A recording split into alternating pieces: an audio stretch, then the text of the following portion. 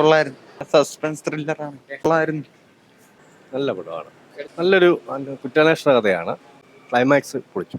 അടിപൊളി പടം, സൂപ്പർ. കുഴപ്പമില്ല. ആസിഫ് അലിയുടെ അഭിനയമൊക്കെ നല്ല മെച്ചപ്പെട്ട അഭിനയമാണ്. കൊള്ളാം, അത്യാവശ്യം നല്ല സിനിമ. എടുത്ത ആസിഫ് അലിയുടെ പെർഫോമൻസ് തന്നെ നല്ല പടമായിരുന്നു.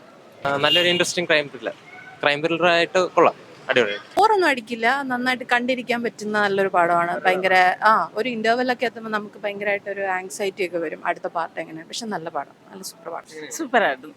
ഫുൾ ഒരു മിസ്റ്റീരിയസ് അറ്റ്മോസ്ഫിയർ തന്നെയായിരുന്നു. സൂപ്പർ പടം, കിടിലൻ റൈറ്റിംഗ്.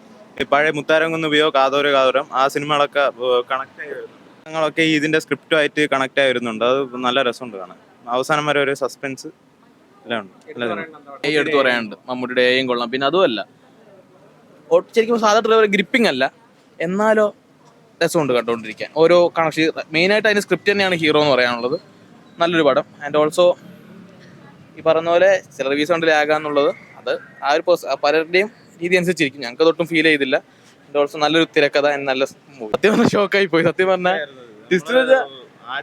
അപ്രോച്ച് പിന്നെ വിചാരിച്ച് പ്രാങ്ക് ആയിരിക്കും.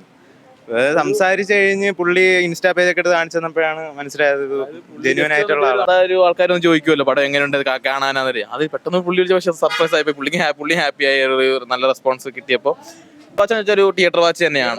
കുറച്ച് ഹൈ മൂവ്മെന്റ്സ് ഒക്കെ ഉണ്ട്, കൈയടിക്കാൻ തോന്നുന്ന അവസരങ്ങളുണ്ട്. അതുകൊണ്ട് തിയേറ്റർ വാച്ച് തന്നെയാണ്. സെലക്ഷൻ ബെറ്റർ ആയിക്കൊണ്ടിരിക്കുന്നു, കൊള്ളാം.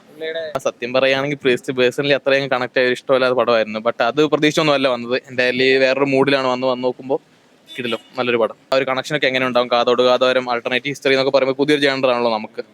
അതുകൊണ്ട് അത് നന്നായി ചെയ്തിട്ടുണ്ട്.